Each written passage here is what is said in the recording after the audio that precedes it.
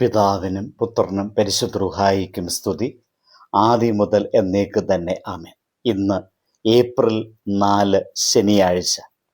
വിശുദ്ധ മത്തായിയുടെ സുവിശേഷം 27 അധ്യായം 59, 60 വാക്യങ്ങൾ. യൗസേഫ് ശരീരമെടുത്ത് നിർമ്മല ശീലയിൽ പൊതിഞ്ഞ് താൻ പാറയിൽ വെട്ടിച്ചിരുന്ന തൻ്റെ പുതിയ കല്ലറയിൽ വെച്ചു. കല്ലറയുടെ വാതിക്കൽ ഒരു വലിയ കല്ല് ഉരുട്ടി വെച്ചിട്ട് പോയി. പ്രിയ സഹോദരങ്ങളെ, ക്രൂശിന്റെ നിശബ്ദതയിൽ നിൽക്കുന്ന ഈ സമയത്ത് നാം വായിച്ചതായ വചനത്തിലേക്ക് നമ്മുടെ ശ്രദ്ധയെ തിരിക്കാം. ഈ വചനത്തിനുള്ളിൽ നമ്മുടെ ആത്മീയ ജീവിതത്തെ മാറ്റിമറിക്കാൻ കഴിയുന്ന സന്ദേശം ഒളിഞ്ഞിരിപ്പുണ്ട്. കാരണം ക്രൂശിലെ മഹത്തായ ശബ്ദങ്ങളെല്ലാം നിശബ്ദമായ ശേഷം എല്ലാവരും പിരിഞ്ഞു പോയപ്പോഴാണ് ആ മനുഷ്യൻ അരിമത്തിയിലെ യൗസേഫ് മുന്നോട്ട് വരുന്നത്. ഈ വചനത്തിലൂടെ ദൈവം നമ്മോട് പറയുന്നു, യേശുവിനോടുള്ള സ്നേഹം നിശബ്ദമായ ധൈര്യത്തിലൂടെ പ്രകടമാകണം. കാരണം യൗസേഫ് ഒരു ശിഷ്യനായിരുന്നുവെങ്കിലും രഹസ്യ ശിഷ്യനായിരുന്നു. പൊതുവേദികളിൽ യേശുവിനെ പിന്തുടരാൻ അവൻ ധൈര്യം കാണിച്ചിരുന്നില്ല. പക്ഷേ എല്ലാം അവസാനിച്ചതുപോലെ തോന്നിയ ആ നിമിഷത്തിൽ, എല്ലാവരും പിന്മാറിയ സമയത്ത് അവൻ മുൻപോട്ട് വന്ന് പീലാത്തോസിന്റെ മുമ്പിൽ ധൈര്യത്തോടെ നിൽക്കുന്നു. യേശുവിൻ്റെ ശരീരം ചോദിക്കുന്നു. ഇതൊരു സാധാരണ കാര്യമല്ലായിരുന്നു. കാരണം അതിലൂടെ അവൻ്റെ സാമൂഹിക സ്ഥാനവും മതസ്ഥിതിയും എല്ലാം അപകടത്തിലാകാമായിരുന്നു. സഭാപിതാക്കന്മാർ ഇതിനെക്കുറിച്ച് ആഴത്തിൽ വ്യാഖ്യാനിക്കുന്നുണ്ട്. സെന്റ് അഗസ്റ്റിൻ ഓർമ്മിപ്പിക്കുന്നു, ദൈവം ചിലപ്പോൾ നിശബ്ദരായവരെ മഹത്തായ സാക്ഷികളാക്കും. അതിനാൽ നാം മനസ്സിലാക്കേണ്ടത്, ദൈവം നമ്മെ എല്ലാവരെയും ചില പ്രത്യേക നിമിഷങ്ങൾക്കായി ഒരുക്കിക്കൊണ്ടിരിക്കുന്നു എന്നതാണ്. അതായത് നമ്മുടെ സ്നേഹം നിശബ്ദതയിൽ നിന്ന് ധൈര്യത്തിലേക്ക് മാറുന്ന നിമിഷത്തിനായി. ഒരു ചെറിയ ഉദാഹരണം ചിന്തിക്കാം. ഒരു ഗ്രാമത്തിൽ ഒരു പഴയ ദീപസ്തംഭം ഉണ്ടായിരുന്നു. പകൽ സമയത്ത് ആരും അതിനെ ശ്രദ്ധിച്ചിരുന്നില്ല. പക്ഷെ രാത്രി ഇരുട്ട് വീണപ്പോൾ അതിൻ്റെ പ്രകാശം തെളിഞ്ഞു. ആ പ്രകാശം ഇല്ലായിരുന്നുവെങ്കിൽ യാത്രക്കാരെല്ലാം വഴിതെറ്റുമായിരുന്നത് എന്നത് സത്യമാണ്.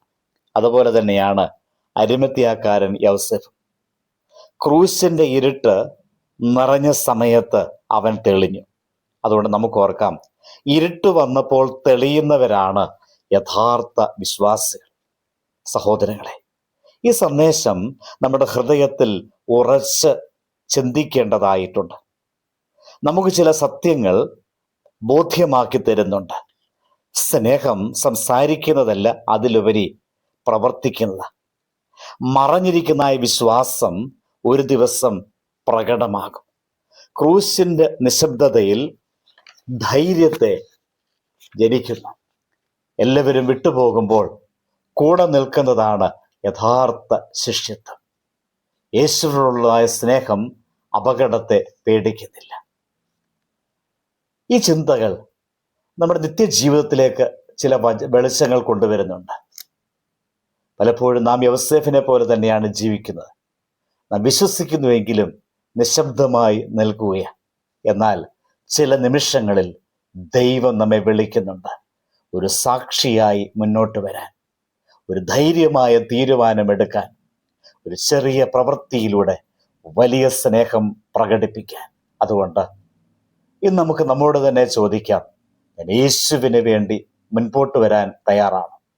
എൻ്റെ വിശ്വാസം വാക്കുകളിലുപരി പ്രവൃത്തികളിൽ പ്രകടമാകുന്നുണ്ട്. ക്രൂശിന്റെ യാഥാർത്ഥ്യം യൗസേഫിന്റെ ധൈര്യത്തോടെ ഒരു പുതിയ വഴിയിലേക്ക് കടക്കുന്നത് എൻ്റെ ജീവിതത്തിൽ അർത്ഥവത്തായി തീരേണ്ടതല്ലേ? യൗസേഫ് യേശുവിനെ ഒരു തുണിയിൽ പതിഞ്ഞപ്പോൾ അവനറിയാതെ ചെയ്ത ഒരു പ്രവൃത്തി ദൈവത്തിൻ്റെ മഹത്തായ പദ്ധതിയുടെ ഭാഗമായി തീരുന്നു എന്ന് നമുക്ക് വ്യാഖ്യാനിക്കാൻ സാധിക്കും. കാരണം അതൊരവസാനമല്ലായിരുന്നു, മറിച്ച് പുനരുത്ഥാനത്തിൻ്റെ തുടക്കമായിരുന്നു. അതുകൊണ്ട് നമുക്ക് ഉറപ്പോടെ പറയാൻ സാധിക്കണം, നമ്മുടെ ചെറിയ ധൈര്യപ്രവൃത്തികൾ ദൈവത്തിൻ്റെ വലിയ അത്ഭുതങ്ങൾക്ക് വഴി തുറക്കും. ആയതിനാൽ ധൈര്യത്തോടെ യേശുവിനെ സാക്ഷിക്കുന്നവരായി തീരുവാൻ നമുക്ക് ശ്രമിക്കാം. പ്രാർത്ഥിക്കാം. സ്നേഹമുള്ള കർത്താവേ, ക്രൂശിൻ്റെ നിശബ്ദതയിൽ ഞങ്ങളെ ധൈര്യമുള്ളവരാക്കണമേ. യൗസേഫിനെ പോലെ തുറന്ന സാക്ഷികളായി മാറാൻ ഞങ്ങൾക്ക് കൃപ നൽകണമേ. സ്നേഹം പ്രവൃത്തികളിൽ പ്രകടമായി തീരുവാൻ കൂടുതലായി ഞങ്ങളെ അനുഗ്രഹിക്കണമേ. എല്ലാവരും വിട്ടുപോയപ്പോഴും ഞങ്ങൾ നിന്നോടൊപ്പം നിൽക്കാൻ അവിടുന്ന് ശക്തി ഞങ്ങൾക്ക് പകർന്നു തരണമേ. ആമേൻ. ദൈവം അനുഗ്രഹിക്കട്ടെ.